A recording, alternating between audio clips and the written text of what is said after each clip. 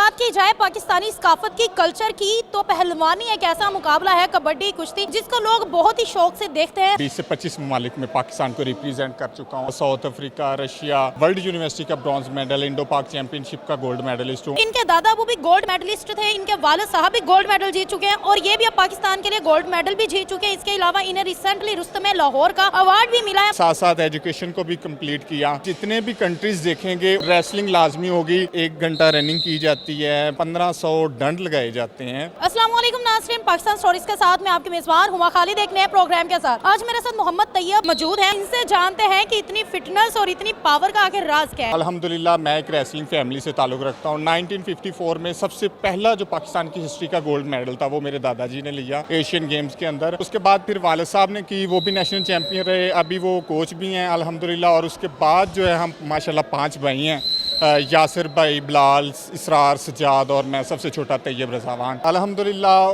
क्योंकि एक wrestling family से ताल्लुक़ था, छोटे थे अखाड़ा में जाते थे, तो वालिद साहब ने, बड़े भाइयों ने बल्कि देखा कि इसका जो वर्कआउट करने का अंदाज़ है, इसे जो कहते हैं ये करता है। उन्हीं के अल्फाज हैं कि इसके अंदर एक एबिलिटी है, एक स्ट्रेंथ लेवल है, एक पावर लेवल है, टेक्निक अच्छी करता है। आहिस्ता आहिस्ता फिर मैं इस गेम को एज अ प्रोफेशनल अपना लिया और अल्हम्दुलिल्लाह मैंने आई.कॉम, बी.कॉम और उसके बाद MSc फिजिकल हेल्थ एजुकेशन मैंने की हुई है। अच्छा सर, रेसलिंग एक ऐसी गेम है जिसे हम देखें अगर बाहर टीवीज में, तो हमने तो आज तक भाई टीवीज में जो रेसलिंग देखी है बहुत ड्रोनी होती है, बहुत खौफनाक होती है। काफ़ी इकसाम है रेसलिंग की। अगर आप अज़रबैजान में देखें गुलेश है, कज़ाकिस्तान है, कज़ाकिस्तान के अंदर एलिश है, ईरान के अंदर पहलवानी स्टाइल है, जापान के अंदर सोमो रेसलिंग है, तुर्की के अंदर वही रेसलिंग है। आप जितने भी कंट्रीज देखेंगे उनमें कोई खेल हो ना हो, रेसलिंग लाजमी होगी, लेकिन वो डिफरेंट नेम्स और डिफरेंट टाइप्स के साथ होगी। रेसलिंग की अगर मैं थोड़ी सी तारीख आपको बताता जाऊँ, रेसलिंग एक जंगजू खेल है जिसने एक अच्छा सिपाही बनना होता था या एक अच्छा सिपा सलार बनना होता था। उसके अंदर जो एबिलिटीज़ शामिल थी उसमें सबसे पहले जो प्रायोरिटी थी उनकी वो रेसलिंग होती थी, क्योंकि रेसलिंग के अंदर पावर, स्ट्रेंथ, स्टेमिना और टेक्निक्स ये बहुत ज़्यादा होती हैं। तो तलवार चलाने के लिए भी यही चीज़ें चाहिए होती हैं। जब तलवारबाजी चलाई जाती है तो उसमें सिर्फ तलवार का हुनर नहीं देखा जाता, उसमें तलवार के साथ साथ टेक्निक भी लगाते थे, गुत्थम गुत्था भी होते थे, उसमें काफ़ी टेक्निक्स का इस्तेमाल होता था। अभी तक कितने मेडल्स आप जीत चुके हैं पाकिस्तान के लिए और कहाँ कहाँ परफॉर्म कर चुके हैं? जैसे पहले बताया मैंने, कॉमनवेल्थ गेम्स जो 2018 ऑस्ट्रेलिया के अंदर हुई थी, वहाँ से मैंने ब्रॉन्ज मेडल 125 kg में हासिल किया। फिर साउथ अफ्रीका में, टर्की साइप्रस के अंदर वर्ल्ड यूनिवर्सिटी में मैंने ब्रॉन्ज मेडल हासिल किया। इंडो पाक चैंपियनशिप जो हुई थी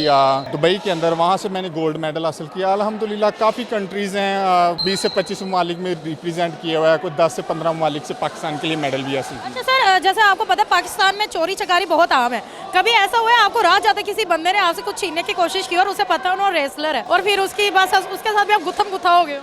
नहीं, मेरे ख्याल से चोर भी जब चोरी करेगा तो पहले वो देखेगा कि यार ये फिजिक में कैसा है, या मैं खुद को कहता तो नहीं मैं फिजिक में अच्छा हूँ, लेकिन डर तो ज़ाहिर सा बात है। स्ट्रीट फाइट हुई है? हमारे उस्ताद जो थे हाजी मोहम्मद अफजल पहलवान, अल्लाह उनकी मग़फ़िरत करे, जब उनके पास कोई भी स्टूडेंट आता था वो सबसे पहले हलफ लेते थे, एक अहद लेते थे हाथ के ऊपर, अब से आप एक रेसलिंग करने जा रहे हैं और आप आम इंसान नहीं रहेंगे। अगर आपके साथ कोई लड़ेगा ना तो आपने अपने लिए लड़ाई से नहीं रुकना, उस दूसरे की खातर रुकना है, क्योंकि आपका एक पंच उसकी ज़िंदगी का कोई जबड़ा हिला सकता है इंसान का, और उसकी ज़िंदगी का किसी भी अज़ा से वो महरूम हो सकता है। तो मतलब पंच लग गया या थप्पड़ लग गया तो वो आम रेसलर जो है वो आम इंसान से बहुत बढ़कर एक पावरफुल हो जाता है। हम माशाल्लाह 5 भाई हैं तो ज़ाहिर सी बात है एक जैसे ही हैं फिज़िक में भी और हम उम्र ही लगते हैं, तो घर में भी अगर कोई थोड़ी बहुत नोक झोंक हो जाए तो वालदा मोहतरमा फरदौस अमान है मेरी वालदा का नाम, वो यही कहती हैं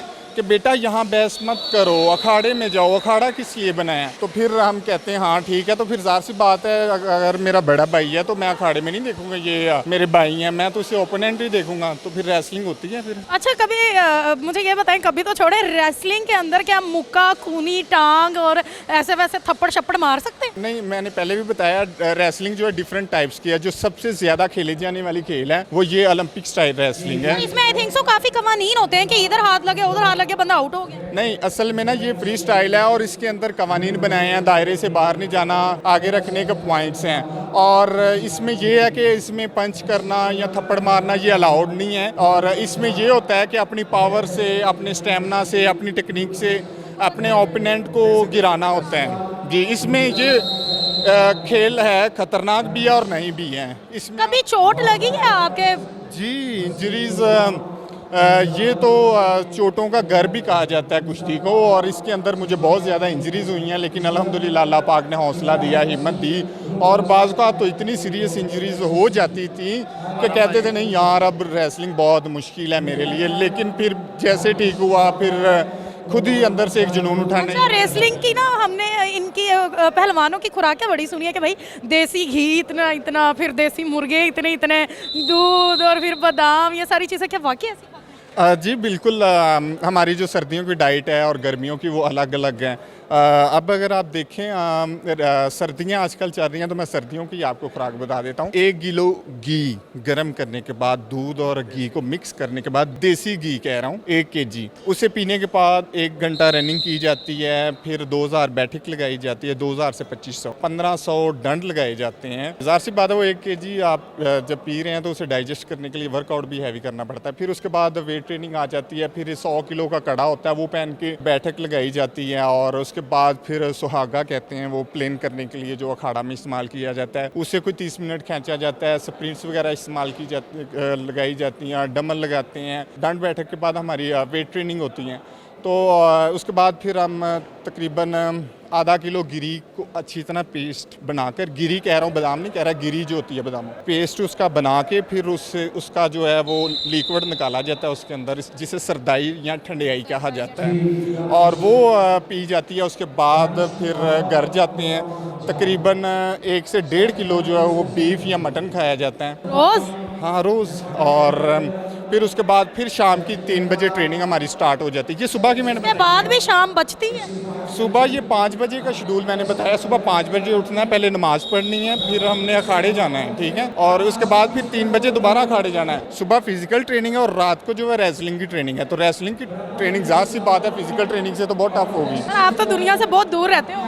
इसी तरह एक पहलवान की जो है सोशल लाइफ बहुत कम होती है, तो ऐसा ही है मेरी लाइफ भी, सोशल लाइफ बहुत कम है। मैं घर में रहता हूँ या अखाड़े में होता हूँ, बस ये 2 चीज़। नहीं घर तो आप छोड़े, आप ये बोले अखाड़े वाले घर में होते। जो आपने रुस्तम लाहौर का टाइटल जीते, उसके बारे में क्या कहना चाहते हैं? कैसे जीता, कितना मुश्किल था? रुस्तम लाहौर का टाइटल जो है वो तकरीबन 25 साल के बाद हुआ है, और लास्ट टाइम 1997 में हुआ था, और वो भी हमारे उस्ताद के शागिर्द थे काला पहलवान कसाई। और उसके बाद ये कुछ वजूहात की बिना पर 25 साल बाद ये टाइटल हुआ। और जो पहलवानी के अंदर जो है रुस्तम लाहौर का टाइटल बहुत तरीक़ी समझा जाता है, और ये टाइटल मैंने अल्हम्दुलिल्लाह जीता। मेरे वालिद साहब ने मुझे ट्रेनिंग कराई, और मून अफजल बाट साहब, मुबशर अफजल बाट साहब, और मेरे भाई हाफिज़ इसरार, सजाद, और हमारे अखाड़े के लड़के वासिफ, निशावर, बिलाल भाई, यासर भाई, इन सब ने मुझे बहुत ज़्यादा सपोर्ट किया। और अतो के अवान के लोगों का मैं बहुत ज़्यादा शुक्रिया अदा करना चाहूँगा, और ख़ासकर एक प्राइवेट सोसाइटी है बिस्मिल्लाह डेवलपर्स, हाजी इखलाक साहब, अबू बकर भाई, उन्होंने बहुत ज़्यादा सपोर्ट किया, मुझे स्पॉन्सर किया इस इवेंट के लिए। और चेयरमैन देसी कुश्ती फेडरेशन नदीम पहलवान का मैं खासकर शुक्रिया अदा करना चाहूँगा। वो लम्हा ब लम्हा मुझे मेरी रिपोर्ट रखते रहे कि क्या कर रहा है, क्या कर रहा है, क्योंकि ये टाइटल इससे आप कुछ कर भी नहीं सकते।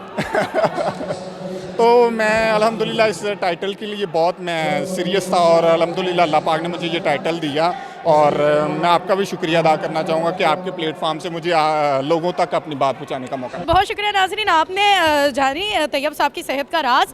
इतनी जल्दी आप रेसलर नहीं बन जाते, पहलवान नहीं बन जाते, इसके लिए बहुत ज़्यादा मेहनत करनी पड़ती है। तो अगर आप बनना चाहते हैं तो सर पहले इनसे कुछ सीखें, इनकी तरह हिम्मत लाएँ, खाने वाले बने, और अपने अंदर जोश और जज्बा पैदा करें, और चोट खाने वाले भी बने। खैर आपको इनका प्रोग्राम कैसा लगा मुझे कमेंट्स में बताएं। मज़ीद वीडियोज़ के लिए चैनल को लाइक करें, सब्सक्राइब करें, शेयर करें, बेल आइकन प्रेस करना मत भूलें। मुझे दें इजाज़त, वस्सलाम।